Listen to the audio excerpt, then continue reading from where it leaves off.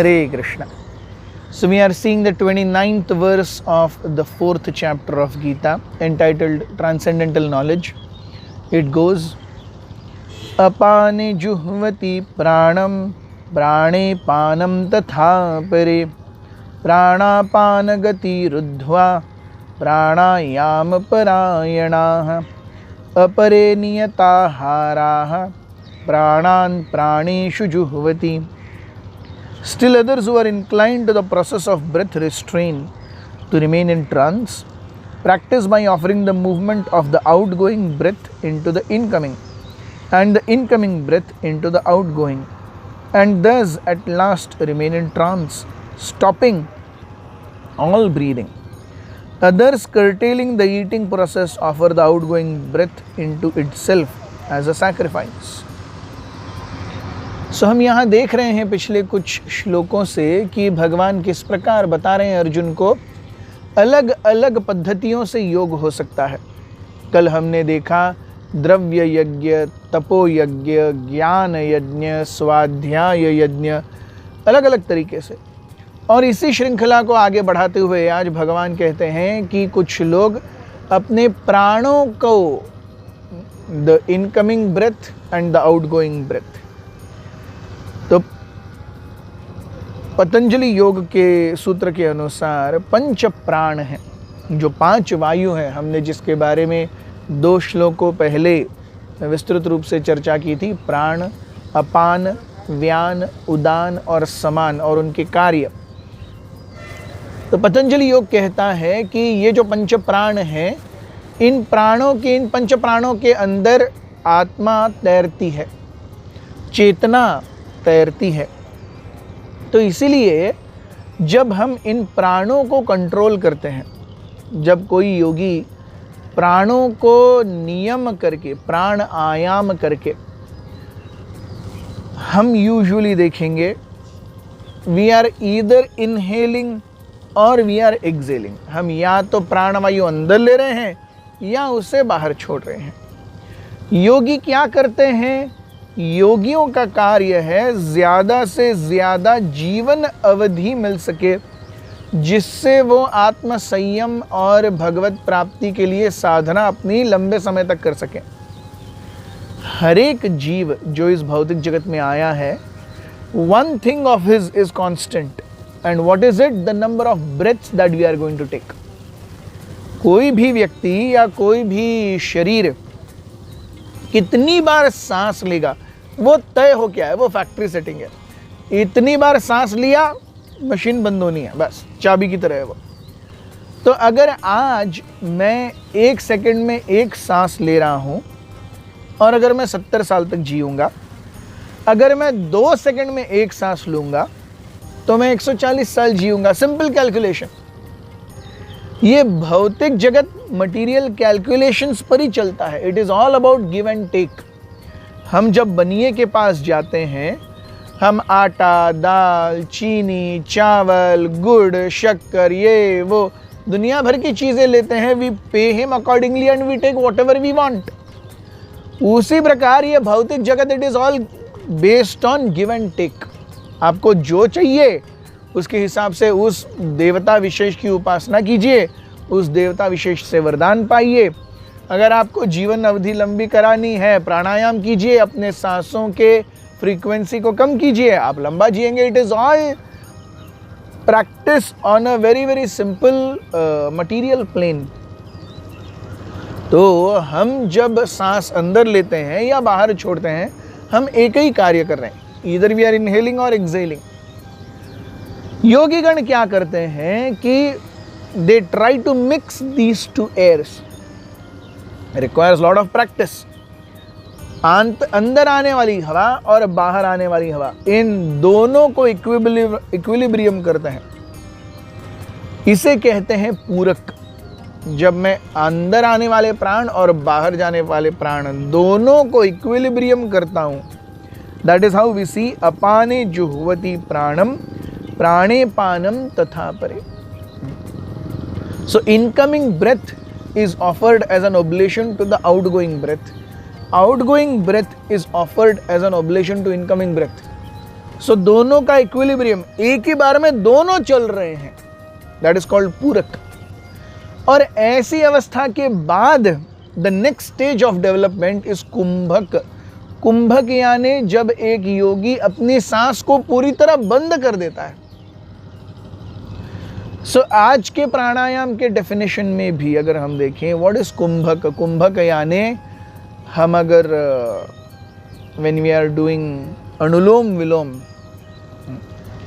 सो हम इनहेल करते हैं, उसके बाद में सांस को अंदर रखते हैं, थोड़े समय सांस अंदर रखने के बाद में उस सांस को छोड़ते हैं, सांस को छोड़ने के बाद खाली लंग्स को भी थोड़े समय तक रखते हैं। So when I am not breathing in or out, that is called as कुंभक। सांस ले ली, अंदर रख गई, मैं छोड़ नहीं रहा, that is also called कुंभक।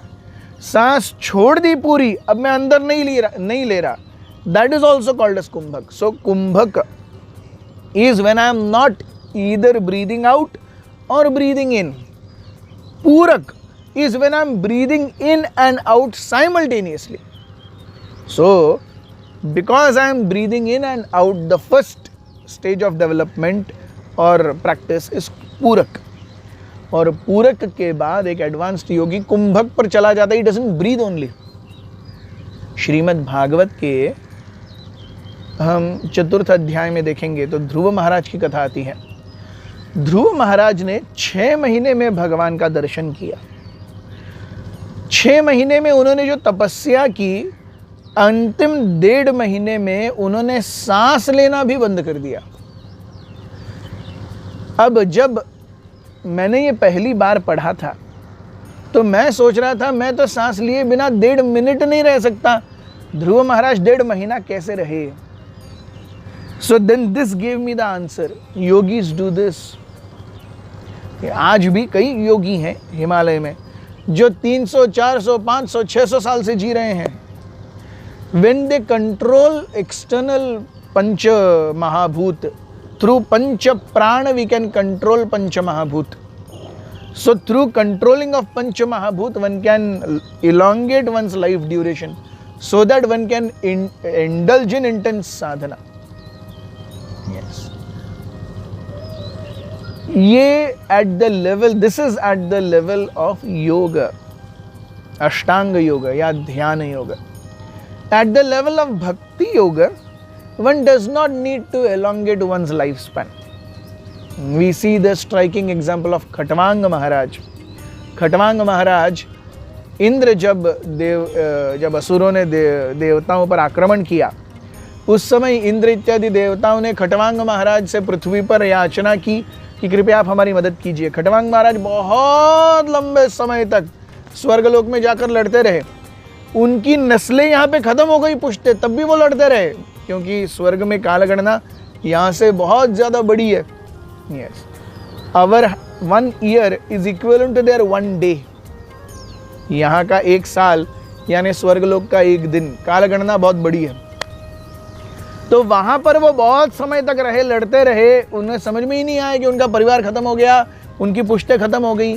Finally Khatvanga महाराज ने जब इंद्र को, he made Indra win the battle, उन्होंने जिताया वो युद्ध असुरों के खिलाफ, तो इंद्र इतने खुश हो गए, उन्होंने कहा आपको क्या वरदान चाहिए? खटवांग महाराज ने कहा मेरे जीवन की कितनी अवधि बची है मुझे बताइए।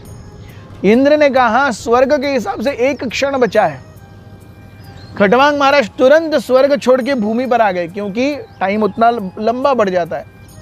यहाँ पर आए, उन्होंने भगवान नाम, हरि नाम का आश्रय लिया और हरि नाम का आश्रय लेकर के उन्होंने अपने प्राण त्यागे।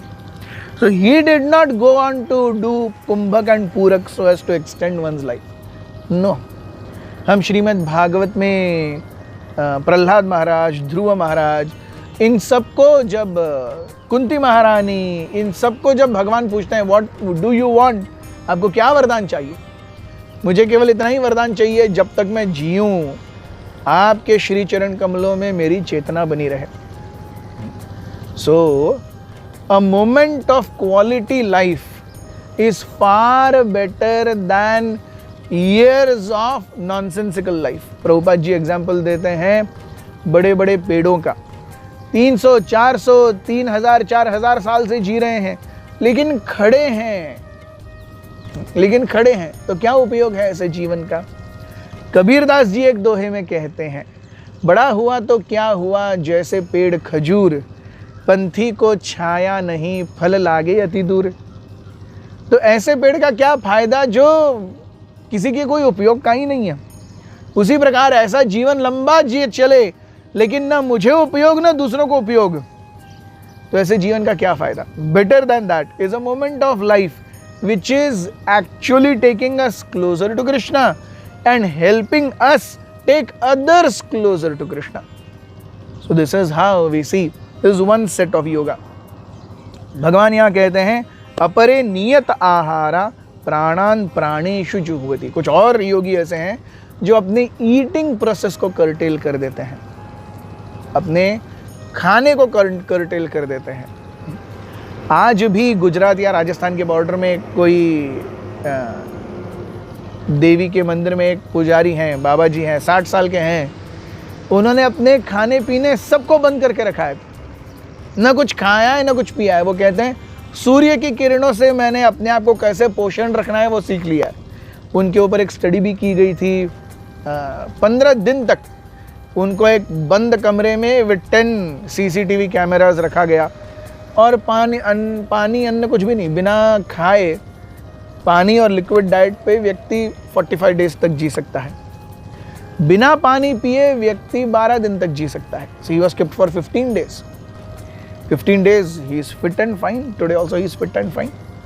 So कहने का तात्पर्य है कि these are siddhis wherein one modifies the way one is affected by physicalities.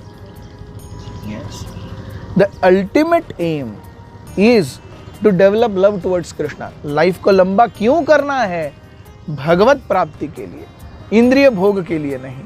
Yes. इसीलिए हम देखते हैं भगवान भगवद गीता में कहते हैं माम चयो अव्यभिचारेण भक्ति योगेन सेवते स गुणान समतित्य एतान ब्रह्म भूयाय कल्पते।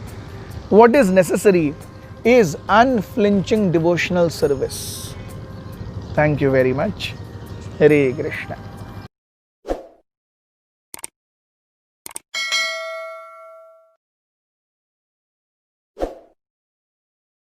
Krishna, Hare Krishna, Krishna Krishna